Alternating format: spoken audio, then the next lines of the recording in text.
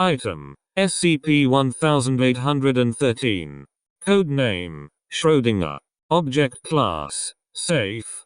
Special Containment Procedures: SCP-1813 is kept in a 200,000 L tank constructed with reinforced glass, located in the biological sector of Site-18. SCP-1813 is to be fed a diet of lettuce 3 times weekly. Maintenance and security personnel are to be mute or muted prosthetically before performing duties in the area. Any vocalization in the cell is grounds for disciplinary action or termination depending on propagation of the effect. The area is monitored with surveillance cameras at all times. Jets with the purpose of churning the water to harmlessly frighten SCP-1813 and cause it to vocalize are installed in the tank and may only be activated for testing purposes with approval from the site director. SCP-1813 is to be fed double the amount of lettuce after tests and is to be supervised for at least 8 hours daily, regardless of testing, by a marine biologist equipped with noise-canceling headgear. Description: SCP-1813 is a female manatee, 45 years of age, with a weight of 1,252 kilograms, and measuring 4.7 meters long. SCP-1813 was recovered from a canal near an electrical facility on the shore of Hillsborough Bay, in Apollo Beach, Florida. SCP-1813 is physically and behaviorally normal. SCP-1813 emits vocalizations audible 4 to 5 minutes before and after they are actually performed.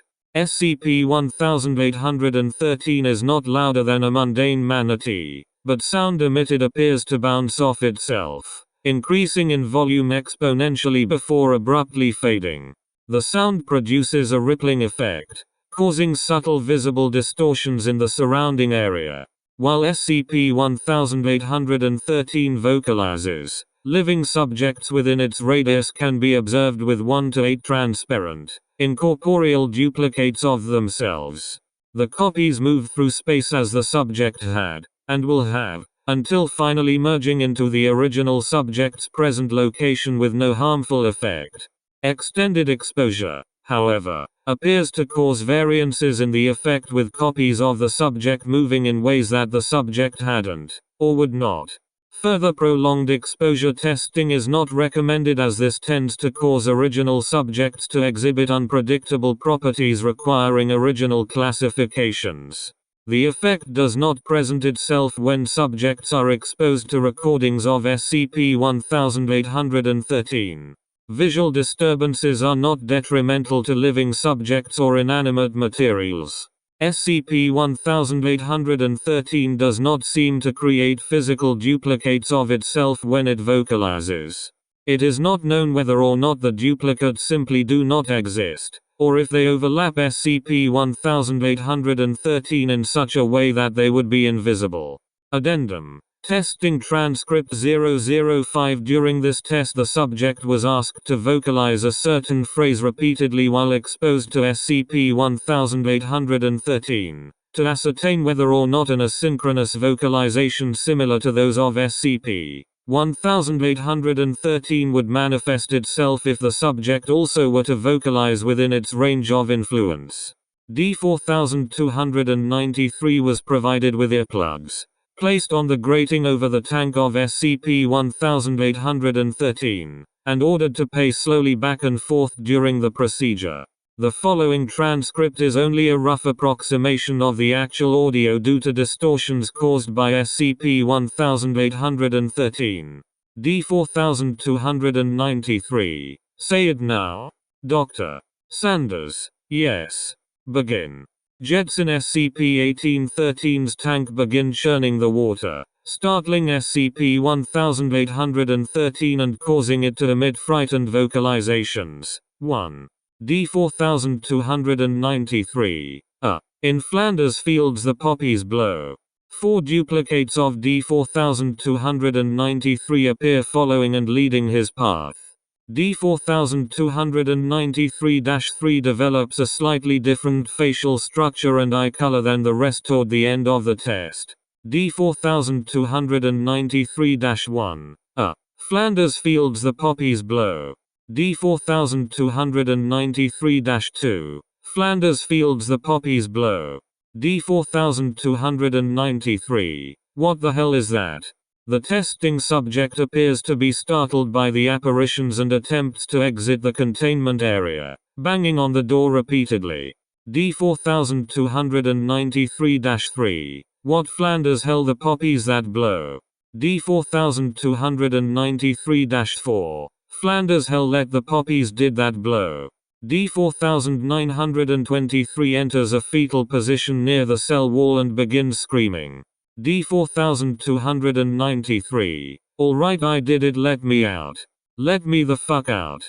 D4293-1. Alright, Flanders blow to hell. D4293-2. I did it to hell, fuck, I did the blow. The copies continue vocalizing, barely visible due to the testing subject's lack of movement. Save for weeping, the subject does not make any other vocalizations. This goes on for 5 minutes until new results are observed. D4293-2. Alright. What the hell is Flanders? D4293-4. What the hell is that? D4293-1. The hell is the fields? D4293-3. Is that it? The copies appear to be conversing with one another with dialogue previously spoken by D4293. This goes on for 3 minutes. After 4 minutes, the copies appear to move out of sync with D4293, moving over slightly from his position on the ground near the wall of the cell. D4293-1 through 4 appear to be in physical pain, with their hands grasping their heads. Unique vocalizations from the copies can be heard during this time. D4293-3. My head. Oh my god, the noise. D4293-4. The noise. My head. The vocalizations from the copies appear to echo from one another until sound levels in the cell reach a peak of 150 decibels. D4293 shields his ears with the provided earplugs. Jetson SCP-1813's tank powered off. SCP-1813 is now in a calm and silent state. Blood can be seen discharged from the ear canals of the copies before they're falling over and becoming motionless. It is apparent at this point that 3 of the copies do not have earplugs. The copies disappear instantaneously. D4293 rises and faces the cell door. Sound is produced from D4293's location prior to his vocalizing. Speech originating from the testing subject is denoted with a C. D4293. No. Let me go. D4293C. What the hell? D4293. Happy birthday, honey. Dr. Sanders. That concludes the testing. Please exit the cell. D4293. What do you mean I broke protocol? D4293C. Wait, what? D4293. I'm innocent.